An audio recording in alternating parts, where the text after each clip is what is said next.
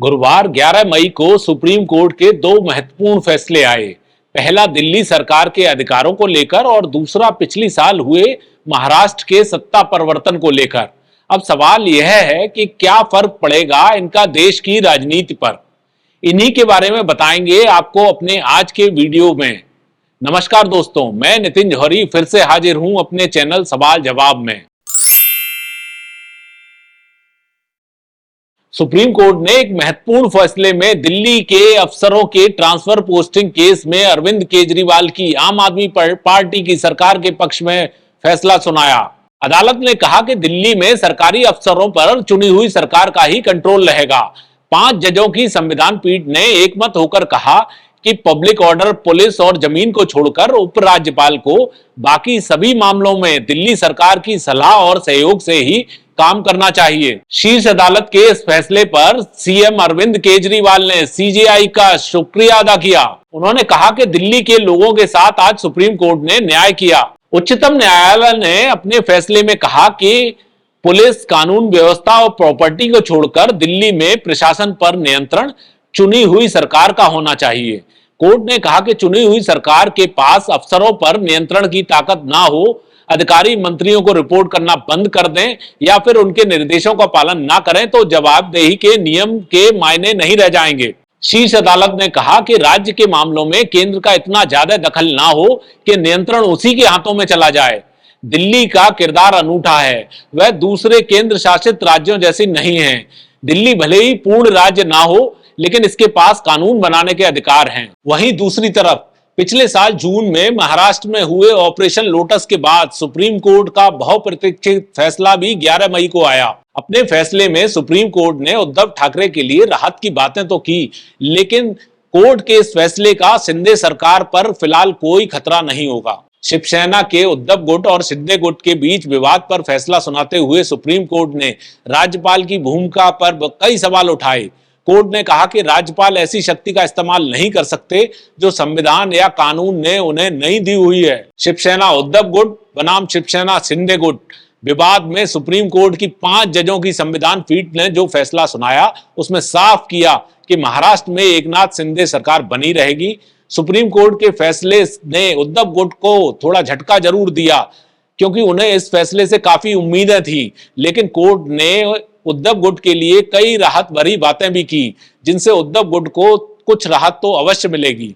Supreme court ने कहा कि राज्यपाल का फ्लोर टेस्ट का फैसला गलत था और अगर उद्धव ठाकरे ने मुख्यमंत्री पद से इस्तीफा नहीं दिया होता तो उन्हें राहत दी जा सकती थी।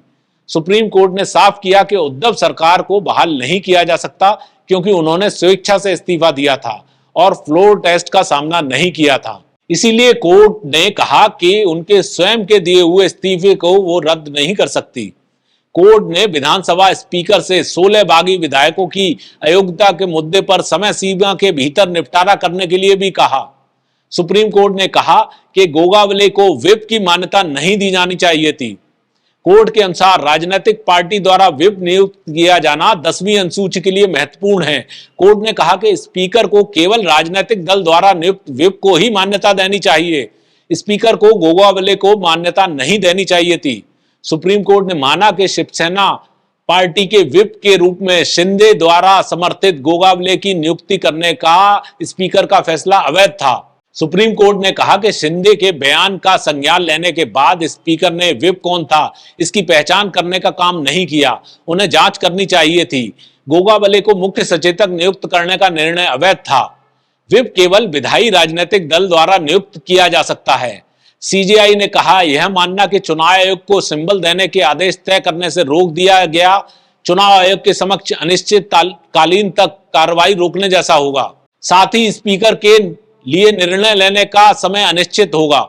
चुनाव आयोग के पास चुनाव प्रक्रिया पर निगरानी और नियंत्रण है। इसे लंबे समय तक संवैधानिक कर्तव्य का इस्तेमाल करने से नहीं रोका जा सकता। चीफ जस्टिस ने अपने फैसले में कहा कि गवर्नर की भूमिका के बारे में हमने विस्तार से आदेश लिखा है क्योंकि याचिकाकर्ता ने गवर्नर की भूमिका पर कई सवाल उठाए थे।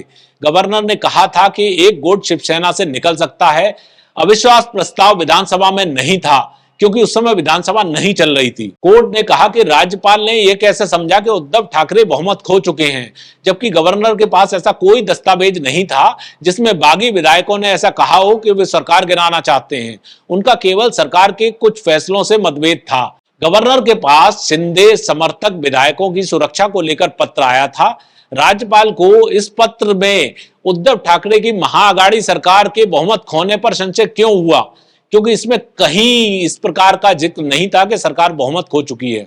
कुल मिलाकर सुप्रीम कोर्ट के इन दोनों फैसलों से यह माना जा सकता है कि राज्य की चुनी हुई सरकारों में केंद्रीय प्रतिनिधि राज्यपाल या एलजी को विपक्ष की सरकारों से दुर्भावना की वजह से नहीं, बल्कि कानूनी दायरे में रहकर निर्णय लेने चाहिए। दोस्तों, इस पर आपकी क्या राय है, हमें कमेंट बॉक्स में जरूर बताएं। धन्यवाद।